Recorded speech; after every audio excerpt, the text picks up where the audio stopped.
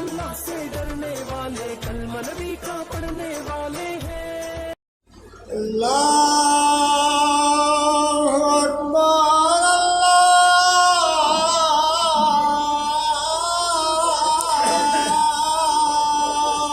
اکبر۔ ان الحمد للہ نحمده ونستعینه ونستغفره ونعوذ باللہ من شرور انفسنا ومن سیئات اعمالنا من يهده الله فلا مضل له ومن يضلل فلا هادي له واشهد ان لا اله الا الله واشهد ان محمدا عبده ورسوله يا ايها الذين امنوا اتقوا الله حق تقاته ولا تموتن الا وانتم مسلمون يا ايها الناس اتقوا ربكم الذي خلقكم من نفس واحده وخلق منها زوجها وبث منهما رجالا كثيرا ونساء واتقوا الله الذي تساءلون به والأرحام إن الله كان عليكم رقيبا يا أيها الذين آمنوا اتقوا الله وقولوا قولا سديدا يصلح لكم أعمالكم ويغفر لكم ذنوبكم ومن يطع الله ورسوله فقد فاز فوزا عظيما اما بعد قال الله تبارك وتعالى يا ايها الذين امنوا اتقوا الله ولتنظر نفس ما قدمت لغد رب اشرح لي صدري ويسر لي امري واحلل عقدة من لساني يفقهوا قولي رب زدني علما۔ ہر قسم کی تعریف، حمد و ثنا، کبریائی، بڑائی اس اللہ رب العالمین کے لیے لائق و زیبا ہے جو ہم سب کا خالق، مالک، مربی، پالن ہار ہے۔ بعدہ کروڑوں درود و سلام نازل ہوں تمام انبیاء کرام پر، خصوصاً آخری پیغمبر رسول معظم سید الانبیاء فخر بنی آدم حضرت محمد مصطفیٰ صلی اللہ علیہ وآلہ وسلم پر۔ حاضرین جمعہ، آج کے خطبہ جمعہ میں انشاءاللہ جس موضوع کے متعلق گفتگو کرنے کی کوشش کروں گا وہ موضوع ہے فکر آخرت۔ سامعین کرام، ہم دنیا میں اس لیے نہیں آئے ہیں کہ کھائیں کودیں موج مستی کریں اور ہماری زندگی کا کوئی مقصد نہ ہو، بلکہ اللہ رب العالمین نے ہر ایک کو با مقصد زندگی کے لیے بھیجا ہے۔ اللہ رب العالمین کا ارشاد ہے وَمَا خَلَقْتُ الْجِنَّ وَالْإِنسَ إِلَّا لِيَعْبُدُونَ کہ میں نے جناتوں کو، میں نے انسانوں کو محض اپنی عبادت کے لیے پیدا کیا ہے۔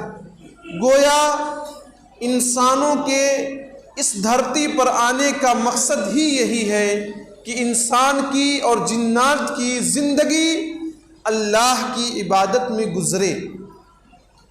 عبادت صرف سجدہ کرنے کا نام نہیں ہے، عبادت صرف رکوع کرنے کا نام نہیں ہے، عبادت ہر اس قول و فعل کو کہا جاتا ہے جس قول و فعل سے اللہ راضی ہوتا ہے۔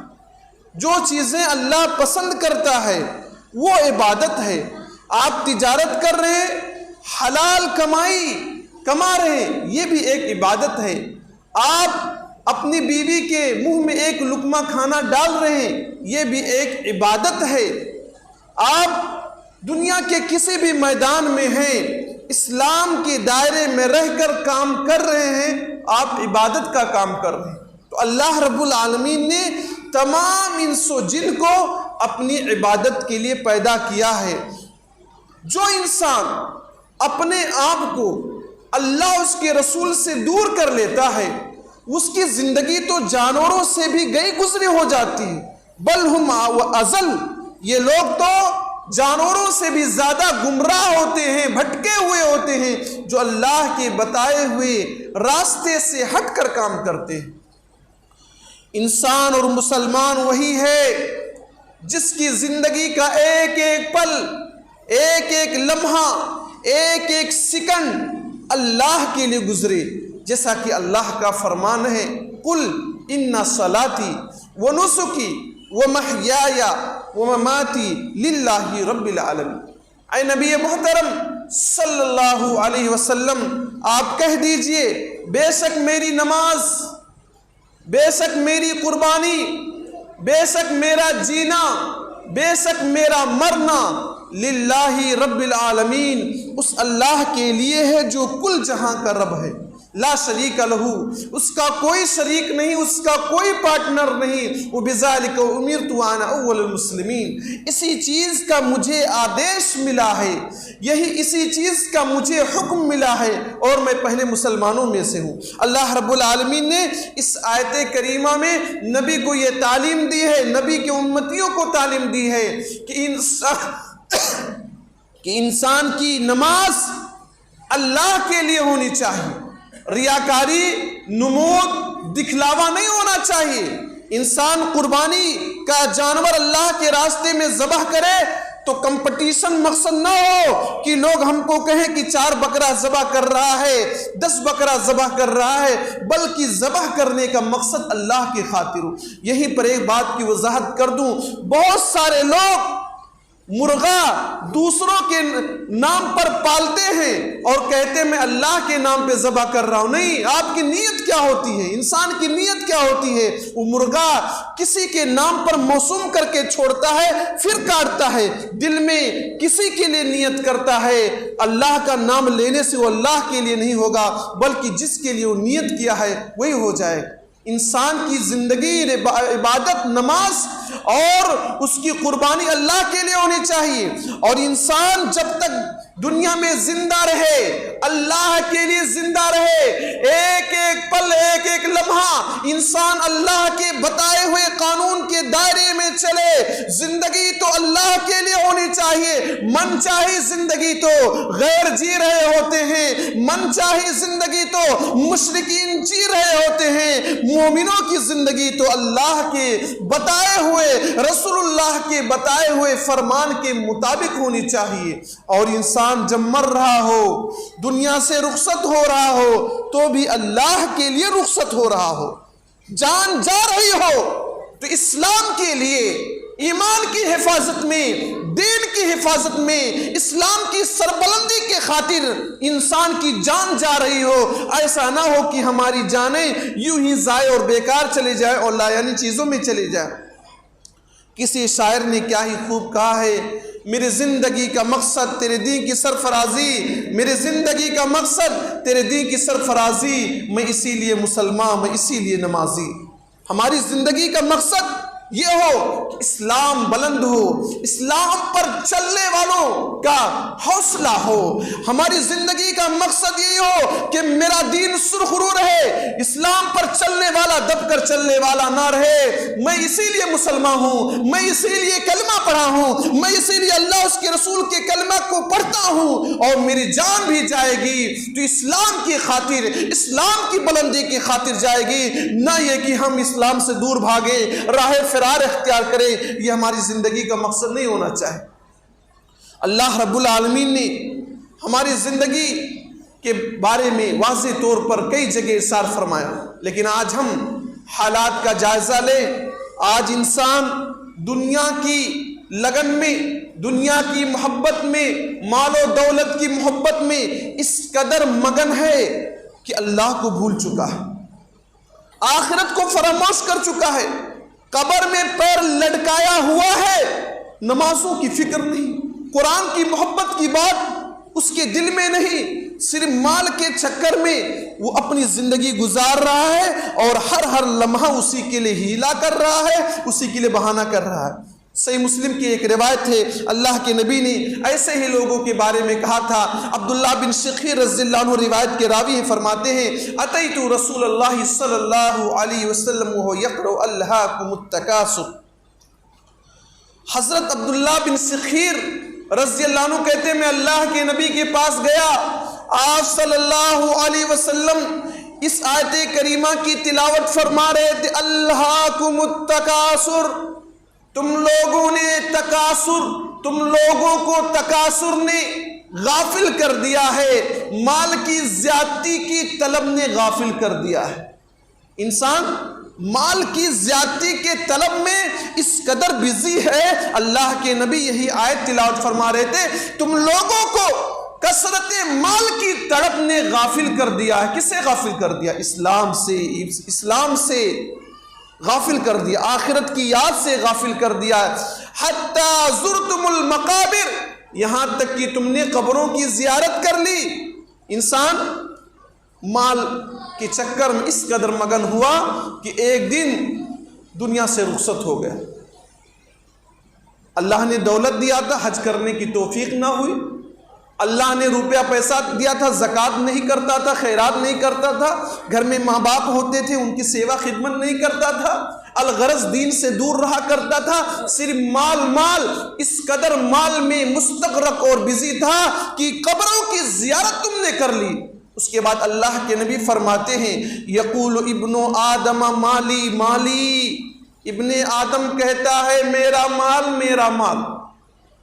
ہم بھی اور آپ بھی جہاں بیٹھتے ہیں نا، وہاں تو یہی کہیں گے میرے پاس اتنا مال ہے، اتنا مال ہے، اتنی پراپرٹی کا میں مالک ہوں، فلاں جگہ زمین ہے، فلیٹ ہے، پلاٹ ہے۔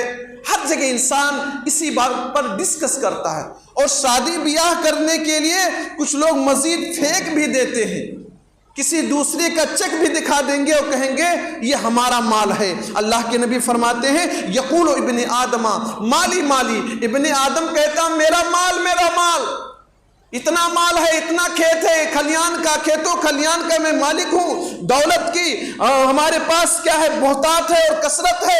اے ابن آدم تیرا مال وہی ہے جس کو تو کھا لے، جس کا تو کچھ کھا لے، تیرا مال وہی ہے۔ تیرا مال وہی ہے جس کا تو نے لباس خرید لیا اور لباس پہن کر اسے آپ نے بوسیدہ کر دیا، پرانا کر دیا، وہ مال آپ کا ہے۔ اور تصدقتا، یا جس مال کو تم نے اللہ کے راستے میں خیرات کر دیا، اللہ کے راستے میں لگا دیا، غریبوں کی مدد میں، بیواؤں کی مدد میں، لاچاروں کی مدد میں آپ نے اسے لگا دیا، مسجدوں میں لگا دیا، مدرسوں میں لگا دیا، رفاہی کاموں میں لگا دیا، اسے خیرات کر دیا، وہ مال تمہارا ہے۔ اور جو مال باقی ہے بلڈنگ کی شکل میں، کار کی شکل میں، بنگلے کی شکل میں، گاڑی گھوڑے کی شکل میں، کھیتوں کلیان کی شکل میں، فلیٹ پلاٹ کی شکل میں، وہ مال آپ کا نہیں ہے، وہ مال تو آپ کے بال بچوں کا ہے، آپ کے ورثہ کا ہے، آپ کی بچیوں کا ہے، آپ کے بچوں کا ہے، وہ مال آپ کا نہیں۔ آپ کا مال کون ہے؟ جس کا آپ کچھ کھا لیتے ہیں، یا جس کا کوئی چیز خرید کر پہن لیتے ہیں، یا اللہ کے راستے میں گاہے بگاہے خرچ کرتے رہتے ہیں، جو بچا کر رکھتے ہیں، تجوریوں میں ہو، الماریوں میں ہو، بینکوں میں ہو، گھروں میں ہو، زمینوں کی شکل میں ہو، کسی اور شکل میں ہو، وہ مال آپ کا نہیں۔ اللہ کے نبی ایک حدیث میں فرماتے ہیں وَقَدْ كَانَ لِفُلَانٍ، وہ مال تو فلاں کا ہے، فلاں سے مراد آپ کے بال بچوں کا ہے۔ موت کے وقت 1/3 سے زیادہ کی آپ وصیت بھی نہیں کر سکتے۔ زندگی میں آپ جتنا چاہو خرچ کر دو، جتنا چاہو اللہ کے راستے میں لگا دو، لیکن جب مرنے کا وقت آئے گا تو آپ 1/3 سے 3 حصے میں سے 1 حصے کی آپ وصیت کر سکتے ہیں، اس سے زیادہ کی وصیت بھی نہیں کر سکتے۔ تو ہم جب اس بات کو جانتے ہیں، اس بات کو ہم مانتے ہیں کہ یہ زمین و جائیداد، یہ روپیہ پیسہ، یہ موت کے بعد ہمارا نہیں رہے گا، تو اس کے پیچھے ہم اتنا زیادہ کیوں پڑے رہتے ہیں؟ ہاں، حساب سے انسان زندگی گزارے، اس میں قباحت نہیں، یہی انسان سے مطالبہ ہے، لیکن اس کے پیچھے پڑھ کر نمازوں کو ترک کر دیا جائے، حلال و حرام کی تمیز کو ختم کر دیا جائے، ماں باپ سے رشتہ توڑ لیا جائے، بھائیوں سے بے ایمانی کر لیا جائے، یہ اسلام اس بات کا تقاضا نہیں کرتا۔ وہ مال آپ کا نہیں رہ جائے گا، وہ آپ کے ورثہ کا رہ جائے گا۔ اس لیے ہمیں اور آپ کو ہمیشہ آخرت کو ملحوظ رکھنا ہے، اور مال کمانے کی لالچ میں دین کو نہیں بھلانا ہے، نمازوں کو ہرگز ترک نہیں کرنا۔ اللہ نے اسی طرف ہمیں اشارہ کیا اور کہا یا ایھا الذین آمنوا اتقوا اللہ، اے وہ لوگوں جو ایمان لائے ہو، اے مسلمانوں، خطاب مومنوں سے ہے، ایمان لانے والوں، لانے والیوں سے ہے کہ اللہ سے ڈرو۔ ہمارے دلوں میں اللہ سے زیادہ غیروں کا ڈر ہے۔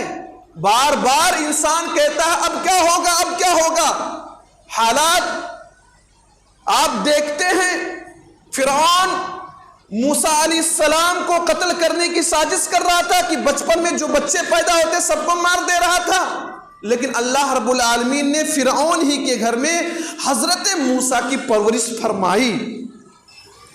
اسلام کو مٹانے کی، اسلام کے ماننے والوں کی مٹانے کی کوششیں لوگ کرتے ہیں، لیکن اللہ پر سے جو لوگ ڈرتے ہیں اللہ ان کے ساتھ ہوتا ہے، ان کی مدد کرتا ہے۔ تو ڈرو کس سے؟ اللہ سے ڈرو۔ مومن کس سے ڈرتا ہے؟ اللہ سے ڈرتا ہے۔ وَلَمْ يَخْشَ إِلَّا اللَّهِ، مومن صرف اللہ سے ڈرتا ہے، کسی اور سے نہیں ڈرتا ہے۔ تو اللہ یہ فرما رہا، یا ایھا الذین آمنوا اتقوا اللہ، اے وہ لوگوں جو ایمان لائے ہو اللہ سے ڈرو۔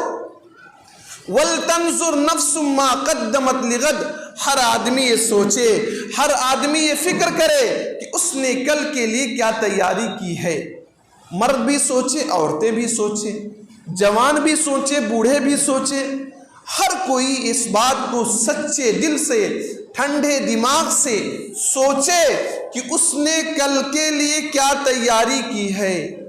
کل سے مراد آخرت، کل سے مراد آخرت، آخرت کے لیے ہمارے پاس کیا تیاری ہے، اس کے بارے میں ہر انسان سوچے۔ یہ اللہ کا فرمان ہے، یہ اللہ کا آرڈر ہے، جس کو فالو کرنا، جس پر عمل کرنا یہ ہماری ذمہ داری ہے۔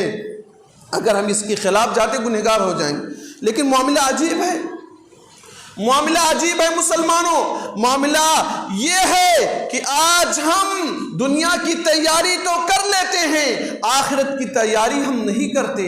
انسان اتنا مضبوط مکان بناتا ہے، کہتا ہے زلزلوں کا اثر نہ ہوگا، انسان اتنا تیاری کرتا ہے، راشن پانی سالوں سال کے لیے گھر میں محفوظ کر لیتا ہے، ذخائر کی شکل میں اتنا پیسہ کما لیتا ہے، کہتا ہے ہماری 7 پشت بیٹھ کر کھا سکتی ہے۔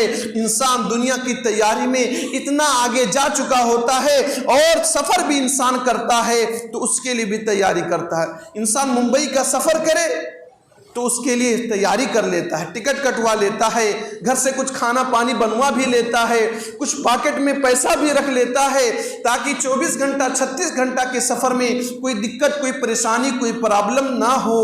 جبکہ یہ بات معلوم ہے، ٹرین میں آپ کو اپنی سیٹ پر بٹھا سکتا ہے، کوئی آپ کو ہیلپ کر سکتا ہے، کوئی آپ کی مدد کر سکتا ہے، کوئی آپ کو بھوک پر کھانا کھلا سکتا ہے، پھر بھی آپ اپنی طور پر تیار ہو کر جاتے ہیں کہ کسی سے ہاتھ نہ پھیلانا پڑے، کیونکہ سفر ہے، پتہ نہیں کوئی مدد کرے گا نہ کرے گا، آپ اس میں پوری تیاری کر کے جاتے ہیں۔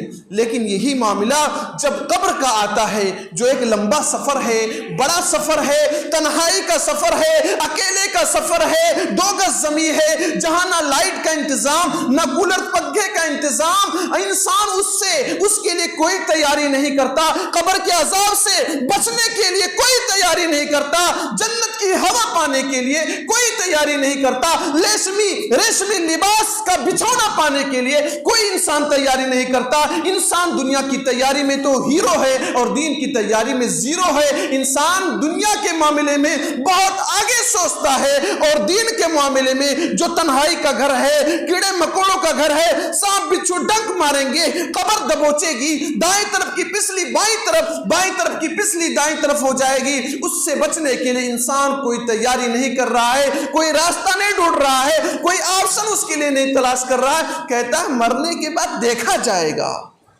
ارے یہ ایک مسلمان کا جملہ ہونا چاہیے کہ مرنے کے بعد دیکھا جائے، انسان تیاری کرے۔ یہ بات ذہن میں بٹھا لیں، جو بھی آیا ہے جانے ہی کے لیے آیا ہے، کوئی رکنے کے لیے نہیں، حتیٰ کہ آخری پیغمبر محمد مصطفیٰ صلی اللہ علیہ وسلم بھی دنیا میں نہ رہے۔ کل نفس ذائقۃ الموت، دنیا میں جو آیا ہے موت کا جام اسے پینا ہے، موت سے کسی کو کوئی چھٹکارا نہیں۔ اگر موت کسی کو بچاتی تو محمد صلی اللہ علیہ وسلم اس دھرتی پر باقی رہتے، لیکن موت سے کسی کو چھٹکارا نہیں۔ موت سے کس کو رستگاری ہے؟ موت سے کس کو رستگاری ہے؟ آج وہ تو کل ہماری باری ہے۔ بس کبھی آپ کسی کا جنازہ اٹھا رہے ہیں، چارپائی اٹھا رہے ہیں، کسی دن آپ کی چارپائی اٹھے گی، لوگوں کے کندھے ہوں گے۔ فرق صرف اتنا ہوگا، آپ یہ بات ذہن میں بٹھا لیں، مرنا ہے۔ کل نفس ذائقۃ الموت وانما توفون اجورکم یوم القیامہ، اور تم کو تمہارے کاموں کا مکمل بدلہ ملے گا، کمپلیٹ بدلہ آخرت میں ملے گا، دنیا میں نہیں مل سکتا۔ کیسے نہیں مل سکتا؟ ایک مثال میں دیتا ہوں۔ ایک انسان ہے، اس نے 10 آدمی کا دنیا میں مرڈر کر دیا ہے۔ ایک انسان ہے، دنیا میں 10 لوگوں کو مار دیا ہے۔ دنیا کی حکومت، دنیا کے عدلیہ کیا فیصلہ کریں گے؟ سب سے سخت فیصلہ کیا ہوگا کہ اس کو بھی مار دیا جائے۔ سوال یہ بنتا ہے کہ اس نے ایک آدمی کو نہیں مارا، 2 کو نہیں، 3 کو نہیں، 10 لوگوں کو مارا ہے۔ اگر اسے دنیا میں سزا بھی دی جائے تو ایک ہی مرتبہ اسے مار دو گے، مر جائے گا۔ سوال یہ بنتا اسے بدلہ ملا؟ نہیں ملا۔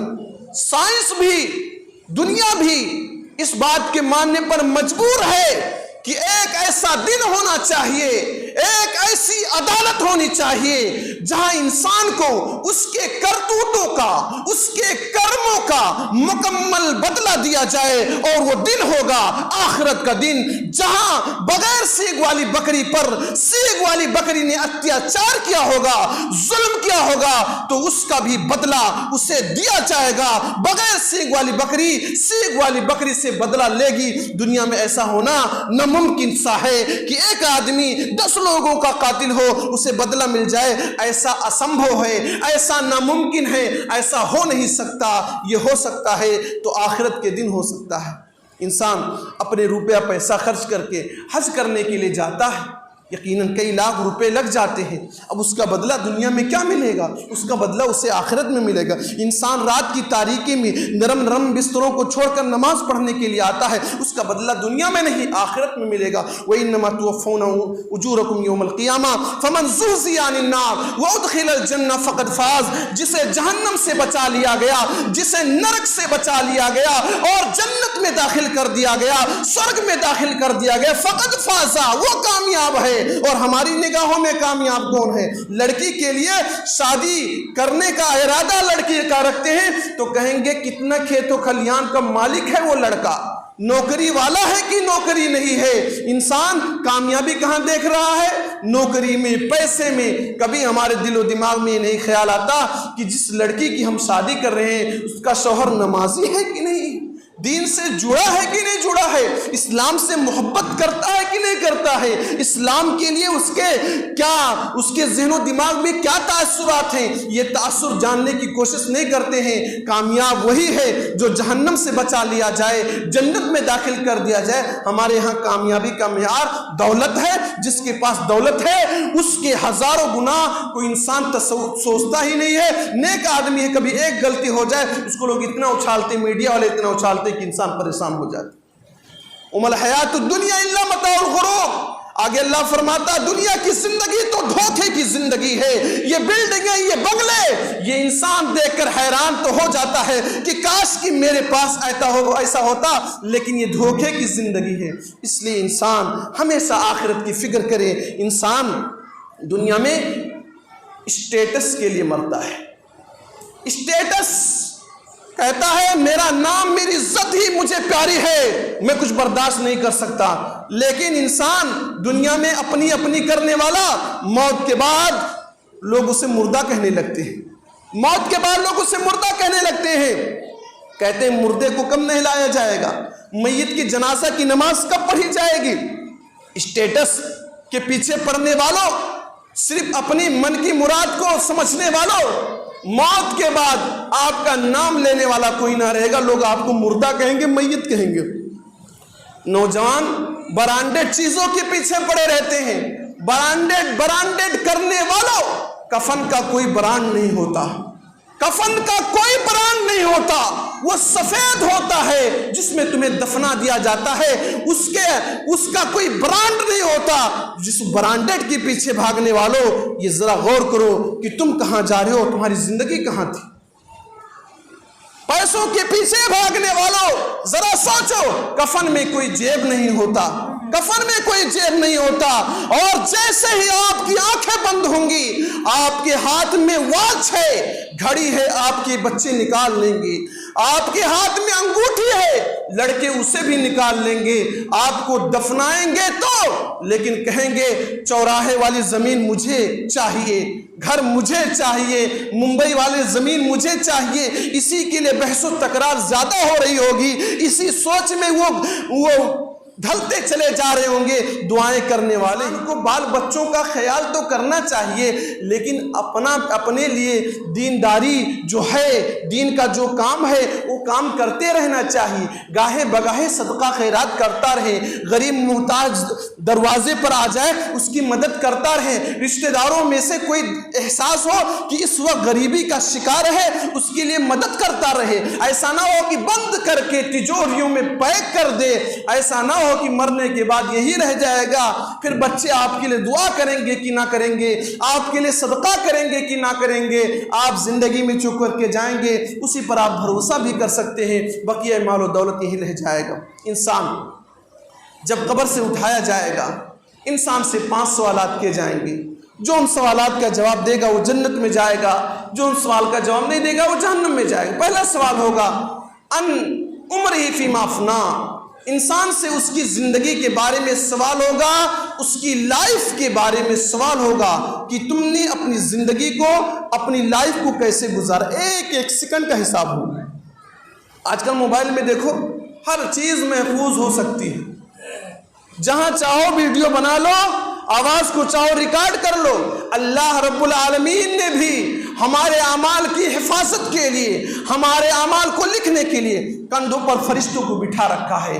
زمین ہمارے خلاف گواہی دے گی، ہماری باڈی کے اعضاء ہمارے خلاف گواہی دیں گے۔ زبان جب بولے گا قیامت کے دن، اللہ کہتا ہے الیوم نختم علی افواہہم، ہم انسان کے منہ پر مہر لگا دیں گے، تالا لگا دیں گے، لاک لگا دیں گے۔ یہ تو آپ لوگ سمجھتے ہیں لاک لگانا، ہر کوئی آج کل موبائل میں لاک ہی لگا رہا ہے، لاک تالا لگا رہا ہے۔ اللہ فرماتا ہے یہ زبان غلط بولنے کی کوشش تو کرے گا، مجرمین، گنہگار، اللہ کے نافرمان، نمازوں کو ترک کرنے والے، زکوٰۃ نہ دینے والے، والدین کی خدمت نہ کرنے والے، جھوٹ بولنے والے، سود دینے لینے والے، رشوت دینے لینے والے، ناجائز زمین ہڑپ کرنے والے، یہ بولنے کی کوشش کریں گے، جھوٹ بولنے کی کوشش کریں گے، دغا دینے کی کوشش کریں گے۔ اللہ کہتا ہے ہم ان کی زبانوں پر مہر لگا دیں گے، ہم ان کی زبانوں پر تالا لگا دیں گے۔ الیوم نختم علی افواہہم، ہم ان کی زبانوں پر تالا لگا دیں گے۔ وتکلمنا ایدیہم، اور ان کا ہاتھ ہم سے گفتگو کرے گا، ان کا ہاتھ ہم سے گفتگو کرے گا، ان کا پیر ہم سے گفتگو کرے گا، ان کارناموں کو بتلائے گا جو انہوں نے ہاتھوں سے انجام دیا ہے۔ موبائل کو بوڑھے لوگ بھی اب چلانا سیکھ رہے ہیں، اب نیوز دیکھتے دیکھتے کچھ اور بھی دیکھنے لگے ہیں۔ یہ قیامت کے دن ہاتھ بھی گواہی دے گا۔ بوڑھوں سے کہو نماز پڑھنے کے لیے، کہیں گے پیر میں بڑا درد ہے، ہم نماز پڑھنے کے لیے نہیں جا سکتے، اور کہیں بازو میں ویڈیو لگ جائے، فلم لگ جائے، ناچ گانے کی محفل ہو جائے، یا کہیں راشن بٹ رہا ہو، یہ بوڑھا دوڑتا ہوا سب سے پہلے لائن میں کھڑا موجود ملے گا۔ پوچھو چچا جان آپ یہاں کیسے؟ آپ کے پیروں میں تو درد ہے، کچھ جواب نہیں بنے گا۔ قیامت کے دن ایسے ہی لوگ جواب دیں گے، ان کا پیر جواب دے گا پروردگارا تیری مسجدوں کی طرف ان کا پیر اٹھتا نہیں تھا، لیکن جب گناہ کی بات آتی تھی، معصیت کی بات آتی تھی، نافرمانی کی بات آتی تھی، شرک کی بات آتی تھی، غیر اللہ کے لیے ذبح کی بات آتی تھی، عرسوں میں، میلوں میں اس طرح شریک ہونے کی بات آتی تھی، تو یہی لڑکے، یہی نوجوان، یہی بوڑھے انہی پیروں سے چل کر ادھر بھاگ کر چلے جاتے تھے۔ کچھ نوجوانوں کو تو ایسے بھی سننے میں آتا ہے، کہتے ہیں ارے یہاں والی بال ہوا تھا، پچھلے سال بھی آیا تھا، اس سال بھی آیا ہوں۔ اتنا یاد رہتا ہے، اتنا یاد رہتا ہے، لیکن اسی نوجوان سے پوچھو جمعہ کے علاوہ کب گئے تھے نماز پڑھنے کے لیے، تو کہے گا رمضان کے علاوہ تو یاد نہیں کب گیا تھا۔ یہ آج حالت ہے۔ اللہ تعالیٰ ہمارے ہاتھ سے، ہمارے پیر سے ہمارے خلاف گواہی دے گا۔ کیا کیا دیکھتے ہو ہاتھوں سے چلا کر؟ کہاں میڑ چھٹنی کر رہے ہو، روڈ کو کاٹ رہے ہو؟ یہ ہمارا ہاتھ پیر گواہی دے گا۔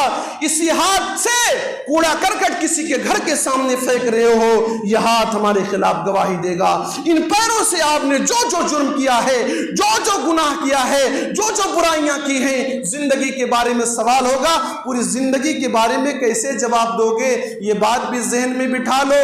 اللہ کے سامنے اس دن حضرت نوح علیہ السلام، حضرت ابراہیم علیہ السلام، حضرت موسیٰ علیہ السلام، حضرت عیسیٰ علیہ السلام، الغرض انبیاء کرام جانے سے ڈر رہے ہوں گے۔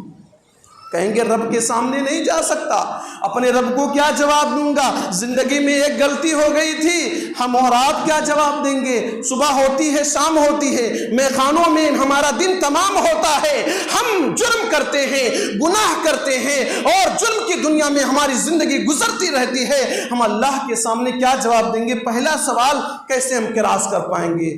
دنیا والوں کو تو چکمہ دے کر نکل جاتے ہو، انہ علیم بذات الصدور، وہ تو سینوں کی بات کو بھی جانتا ہے۔ نگاہیں اٹھی ہیں، بازار میں ہیں، اٹوا بازار میں آپ ہیں، آپ کی نگاہ اٹھ رہی ہے، کسی آدمی کو پتہ نہیں ہے، بازو والے کو پتہ نہیں ہے، ادھر دانے والے کو بھی پتہ نہیں، بائیں والے کو پتہ نہیں، لیکن اللہ رب العالمین جان گیا ہے یہ نگاہ اٹھی ہے تو خیانت کے لیے اٹھی ہے، یہ نگاہ اٹھی ہے تو کسی بہن بیٹی کی عزت پر حملہ کرنے کے لیے اٹھی ہے۔ بازو والے کو نہیں پتا، انہ علیم بذات الصدور الا یعلم من خلق وهو اللطیف الخبیر، کیا وہ نہیں جان پائے گا؟ وہ تو باریک بھی ہے، اسی نے تو پیدا کیا ہے، وہ خبر رکھنے والا ہے، وہ نیوز رکھنے والا ہے، کیا وہ نہیں جان پائے گا؟ تو انسان جو پاپ کرتا ہے، انسان جو گناہ کرتا ہے، وہ سوچے کہ اللہ کو کیا جواب دے گا۔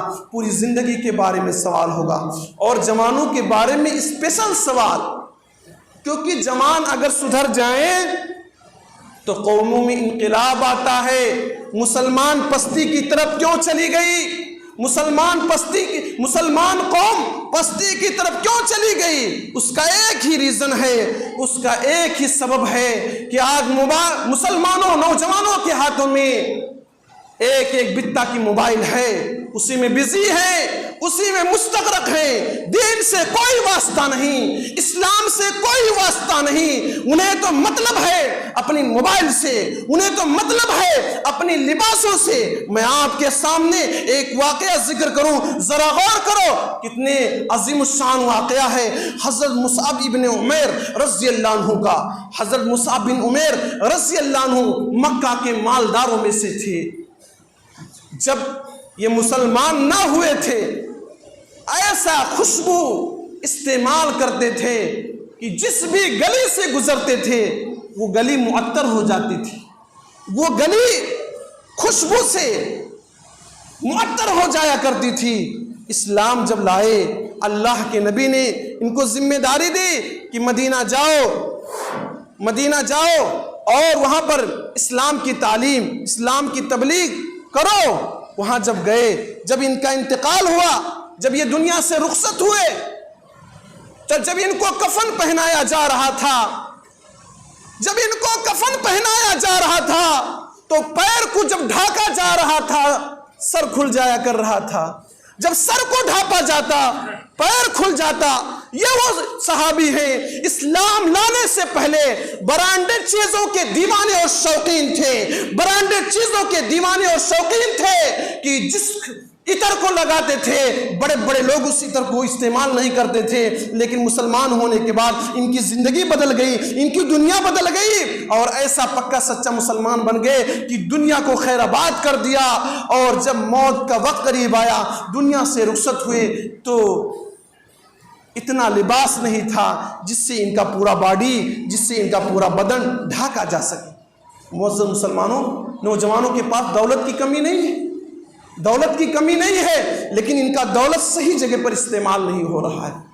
موبائل 50,000 کی خریدنے ہو تو 10 دن کے اندر انتظام کر لے گا، مسجد میں 2-4 پنکھا خراب ہو جائے، ماں باپ کی بر بیماری کا معاملہ ہو، یا گاؤں میں علاقے میں کوئی اور کام ہو جائے، دین کا کوئی بھی کام ہو، دین کا کوئی بھی مشن ہو یہ نوجوان اس میں آگے نہیں بڑھے گا. اسی لیے یہ قوم پیچھے جا رہی ہے. اور غیروں کو دیکھو, ان کے نوجوان روڈوں پر نعرہ لگاتے ہوئے اور آپ کو للکارتے ہوئے آگے نکل جاتے ہیں, اور ہمارا نوجوان مست ہے, صرف اس کی نگاہ موبائل پر ٹک گئی ہے, اس کے علاوہ وہ آگے کے بارے میں سوچ ہی نہیں رہا ہے. ذرا غور کرو, حضرت علی رضی اللہ عنہ کی زندگی پر اللہ رب العالمین نے اس نوجوان کے ذریعے سے خیبر کو فتح نصیب فرمایا تھا. اللہ اس کے رسول بھی ان سے محبت کرتے تھے, اور یہ بھی اللہ اس کے رسول سے محبت کرتے تھے. واقعہ سنو تو حضرت حنظلہ کا سنو. جوان صحابی ہے, نئی شادی ہوئی ہے. اللہ کے نبی کا حکم آیا, آرڈر آیا کہ جنگ میں جانا ہے. جنگ میں چلے گئے اور وہیں شہید ہو گئے, ناپاکی کی حالت میں تھے. فرشتوں نے ان کو غسل دیا. انہیں غسیل الملائکہ کہا جاتا ہے. معزز مسلمان بھائیوں, تو ہمیں بھی ہمارے نوجوانوں کو سیدھے راستے پر آنا ہوگا. کسی بھی کام کے لیے نوجوانوں کو بلایا جائے وہ بھاگ جاتے ہیں. نہ تو علماء کی عزت ہے, نہ بزرگوں کی باتوں کا کوئی ویلو ہے. بیڑی سگریٹ پینا تو عام سی بات ہے. پہلے چھپ چھپا کر کوئی کام کیا جاتا تھا, اب بلا خوف اور بلا ڈر کے انسان نوجوان پیسوں کا مالک ہو چکا ہے, کسی کو نہیں جوڑتا, حتیٰ کہ اپنے ماں باپ کا بھی مطیع و فرما بردار نہیں رہا ہے. جبکہ زمانے کے بارے میں اسپیشل سوال ہوگا, اسپیشل کوئسچن ہوگا. اس کوئسچن کا, اس سوال کا ہمارا نوجوان کیا جواب دے گا؟ نوجوانوں, اپنی زندگی کو سدھار لو, اپنی زندگی کو اسلام سے جوڑ لو. سجدے کی حالت میں رہو گے, عرش الہی کا سایہ ملے گا. سجدے کی حالت میں رہو گے, نمازوں سے جڑے رہو گے, دین سے جڑے رہو گے, ماں باپ کی خدمت کرتے رہو گے, حلال کمائی کرتے رہو گے, سچائی پر لازم پکڑ کر چلتے رہو گے, اور جب دین کو تمہاری ضرورت پڑے گی ہمیشہ تیار رہو گے. تو ایسی صورت میں آپ سوال کا جواب دے پائیں گے. اگر آپ اس کے برخلاف چلتے رہے تو یقیناً آپ کے لیے راہ کٹھن ہے, مشکل ہے. چونکہ ٹائم ہو چکا ہے, اس لیے انہی باتوں کے ساتھ میں اپنی بات کو ختم کرتا ہوں. اللہ رب العالمین سے دعا کرتا ہوں کہ الہ العالمین تو ہم تمام مسلمانوں کے اندر آخرت کی فکر پیدا فرما دے. الہ العالمین جو بھی مسلمان پریشان حال ہیں ان کی پریشانی کو دور فرما دے. الہ العالمین جو مسلمان مقروض ہیں ان کی قرض کی ادائیگی کی سبیل عطا فرما. الہ العالمین جب تک ہم کو اس دنیا میں زندہ رکھ, اسلام پر زندہ رکھ, جو ہمارا خاتمہ کر ایمان پر کر. آمین. وآخر دعوانا الحمدللہ.